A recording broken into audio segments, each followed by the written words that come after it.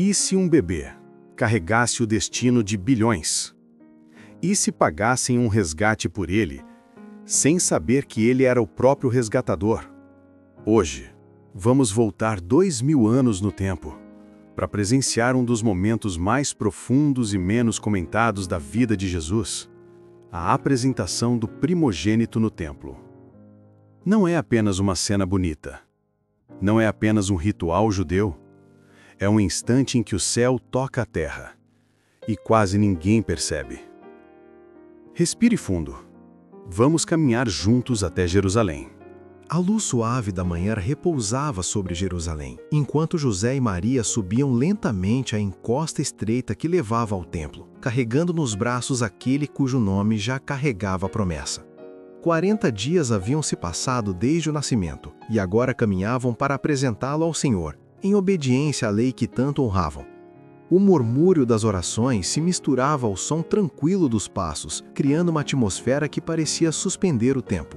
O menino repousava tranquilo, envolto em panos simples, e cada movimento dele fazia os pais lembrarem que, embora tão pequeno, carregava o peso da redenção. Já havia sido circuncidado, como sinal de submissão à lei, e agora seria oferecido ao Deus que o enviara. No coração de José, a reverência se misturava com a admiração, enquanto Maria segurava o filho com a certeza silenciosa de que cada detalhe daquela jornada cumpria algo maior do que podiam entender. Ao chegarem ao átrio das mulheres, José retirou a pequena bolsa onde guardava a oferta, 2 pombinhos, o presente simples de quem nada mais podia oferecer. A lei exigia um cordeiro para o holocausto e uma ave para a oferta pelo pecado. Mas Deus previra o caminho dos humildes e aceitava 2 pombinhos quando a pobreza impedia o cordeiro. Maria observava as aves com o coração sereno, sabendo que aquele que carregava nos braços era o verdadeiro cordeiro, o imaculado e sem contaminação. Como mais tarde Pedro escreveria: o menino repousava sem qualquer imperfeição, símbolo vivo da pureza que o sacrifício representava. Seu corpo forte, saudável e perfeito reluzia a intenção divina de como deveria ser toda a vida moldada pela obediência às leis de Deus. Ao entregarem a oferta ao sacerdote, o contraste entre o sagrado e o simples se tornava ainda mais evidente e, ainda assim, perfeitamente harmonioso.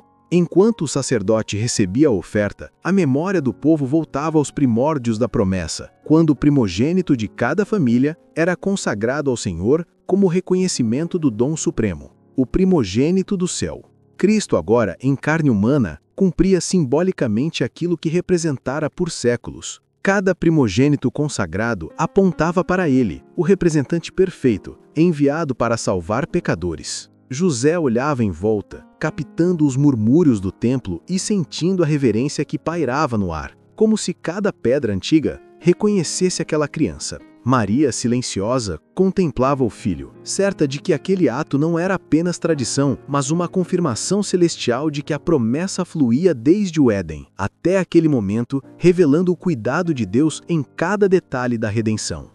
Ao deixarem o pátio, José recordou as histórias que ouvira desde menino. Histórias de libertação, de sangue nas ombreiras, da noite em que Deus resgatou Israel. E agora, no silêncio do templo, a memória se tornava viva. Assim diz o Senhor: Israel é meu filho, meu primogênito. E eu te tenho dito: deixa ir o meu filho, para que me sirva. Mas tu recusaste deixá-lo ir.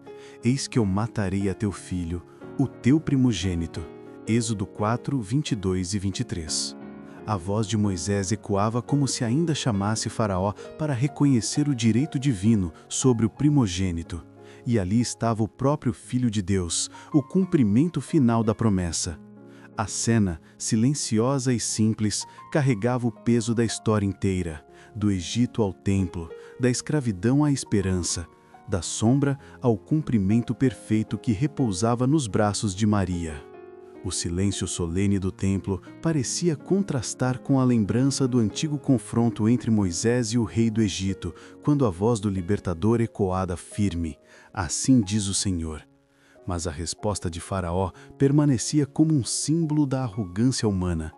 Quem é o Senhor para que eu obedeça a sua voz e deixe ir Israel? Não conheço o Senhor, e não deixarei ir Israel. Êxodo 5, 2.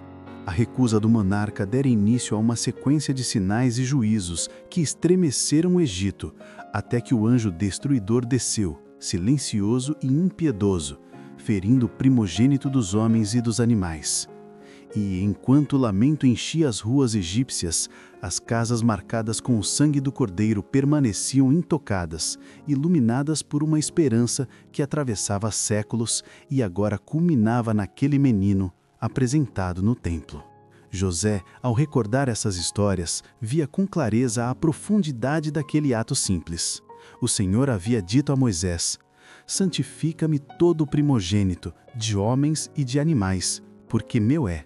Êxodo 13, 2. E ainda declarara: "Desde o dia em que feria todo o primogênito na terra do Egito, santificarei para mim todo o primogênito em Israel, desde o homem até o animal. Meus serão, eu sou o Senhor." Números 3, 13. Com o tabernáculo estabelecido, os levitas haviam sido escolhidos para servir em lugar dos primogênitos, mas cada criança ainda precisava ser resgatada como lembrança viva de que pertenciam a Deus. Agora, ali diante do altar, José sabia que aquele que segurava não estava sendo apenas resgatado. Ele era o próprio resgatador, o cumprimento perfeito do símbolo que ecoara por gerações. A lei que agora cumpriam era mais do que tradição. Era a memória viva de um livramento passado e anúncio de um livramento maior. O sangue nas ombreiras salvara o primogênito de Israel. O sangue daquele menino salvaria o mundo inteiro. Mas o sacerdote, habituado ao rito diário, nada viu além do comum. Seus olhos percorriam rapidamente os detalhes externos: pais pobres, vestes galilaias, a oferta simples de 2 pombinhos. Para ele, eram apenas mais 2 rostos entre tantos. Não havia sinais de riqueza, nenhum atributo que despertasse atenção. Como acontecia todos os dias, recebeu o dinheiro da redenção e seguiu o protocolo com a mesma indiferença automática que o tempo moldara em seu coração. Tomando a criança nos braços, ergueu-a sem perceber que sustentava a própria glória que iluminara o Sinai. Devolveu-a à mãe e, de modo rotineiro, escreveu o nome Jesus no registro dos primogênitos. Não sabia que pronunciava o nome do Filho do Deus vivo, aquele de quem Moisés profetizara. "O Senhor vosso Deus vos suscitará um profeta dentre vossos irmãos, semelhante a mim. A este ouvireis." Atos 3, 22. Nos braços do sacerdote estava alguém maior do que Moisés, o fundamento de toda a história de Israel. Ironia invisível. Ao registrar o nome do menino, registrava também o início do fim de todo o sistema de sacrifícios, pois a sombra estava prestes a encontrar seu corpo e o símbolo seu cumprimento eterno. O templo permanecia imóvel, mas a presença invisível de Deus pulsava ali. Ainda que o Shequiná tivesse deixado o santuário havia muito tempo. No menino de Belém, entretanto, encontrava-se velada a glória diante da qual os anjos se prostram. Essa criança, tão frágil aos olhos humanos, era a semente prometida, aquela para quem apontava o primeiro altar à porta do Éden. Era a Siló, o doador da paz. Era o Eu Sou que falara a Moisés. Era aquele que caminhara diante de Israel na coluna de fogo. Os profetas haviam anunciado sua vinda, chamando-o de o desejado de todas as nações, a raiz e a geração de Davi, a resplandecente estrela da manhã. Seu nome escrito no registro de Israel declarava: ele era nosso irmão. A criança por quem fora pago o resgate era aquele que pagaria o resgate pelos pecados do mundo, o verdadeiro sumo sacerdote sobre a casa de Deus. Hebreus 10, 21. Aquele cujo sacerdócio é perpétuo. Hebreus 7, 24. E o intercessor à estreita da majestade nas alturas. Hebreus 1, 3. Nenhum olhar humano percebeu o que o céu contemplava com reverência. As coisas espirituais se discernem espiritualmente. E embora o sacerdote nada visse de extraordinário, Deus não permitiria que aquele momento passasse sem testemunho. Em Jerusalém havia um homem cujo nome era Simeão, e este homem era justo e temente a Deus, esperando a consolação de Israel. E o Espírito Santo estava sobre ele. E fora-lhe revelado pelo Espírito Santo que ele não morreria antes de ter visto o Cristo do Senhor. Conduzido pela voz silenciosa do Espírito, Simeão entrou no templo no exato instante em que José e Maria apresentavam o menino. Suas vestes simples revelavam pobreza, mas Simeão reconheceu de imediato a confirmação divina. Aquele era aquele que ele esperava por toda a vida, a consolação prometida. Com passos firmes e olhos marejados, Simeão aproximou-se enquanto o sacerdote observava perplexo. Maria segurava um menino, quando Simeão, guiado por uma alegria irreprimível, tomou-o nos braços. O templo pareceu respirar, como se o próprio ar reconhecesse a cena. Então, erguendo o Salvador ao céu, a voz do velho justo rompeu em louvor. Agora, Senhor, despedes em paz o teu servo, segundo a tua palavra, pois já os meus olhos viram a tua salvação, a qual tu preparaste perante a face de todos os povos, luz para alumiar as nações e para a glória de teu povo Israel. Sua declaração não era apenas emoção, era o testemunho de que a salvação prometida desde o Éden havia chegado. Tomado pelo espírito de profecia, Simeão voltou-se para os pais. José e Maria estavam imóveis, absorvendo cada palavra como revelação sagrada. Então ele os abençoou e, olhando profundamente nos olhos de Maria, proclamou a profecia que acompanharia toda a sua vida. Eis que este é posto para a queda e elevação de muitos em Israel, e para sinal que é contraditado, e uma espada traspassará também a tua própria alma, para que se manifestem os pensamentos de muitos corações. As palavras pairaram como sombra e luz, promessa e dor. Maria apertou o menino junto ao peito, percebendo que ali estava o filho que salvaria o mundo e que a estrada dele passaria pelo sofrimento. Ainda assim, havia paz. Era o início do plano eterno, revelado nos braços de um velho justo que, enfim, vira o Cristo do Senhor. Maria guardava no coração a esperança de ver o Messias erguido no trono de Davi, restaurando a glória de Israel. Mas seus olhos ainda não alcançavam o vale profundo por onde esse trono seria conquistado. As palavras de Simeão ecoavam dentro dela como o pressentimento de uma dor inevitável. Uma espada traspassará também a tua própria alma. Era Deus, em sua compaixão, preparando a mãe do Salvador para o peso que um dia se tornaria insuportável. O velho profeta revelava que o caminho do Messias não seria feito de aplausos, mas de rejeição, luta e sacrifício. E enquanto Maria apertava o menino junto ao peito, a sombra daquela espada futura começava a tocar seu espírito, anunciando que a glória viria, sim, mas através do sofrimento. Simeão também declarou: eis que este é posto para a queda e elevação de muitos em Israel, e para sinal que é contraditado. Cada palavra era um convite à rendição. Quem desejasse ser elevado deveria primeiro cair sobre a rocha e despedaçar-se. O orgulho teria de morrer, o eu teria de ser destronado, para que a vida do reino espiritual florescesse. Mas Israel não queria glória por meio da humilhação. Rejeitaram aquele que veio para curá-los e assim cumpriram a profecia. Ele seria um sinal combatido, um ponto de divisão entre aqueles que aceitariam a luz e os que a rejestiriam. A verdade que ele traria separaria intenções, exporia motivações e revelaria quem realmente desejava o reino de Deus, não o dos homens. Simeão prosseguiu, para que se manifestem os pensamentos de muitos corações. Lucas 2:35.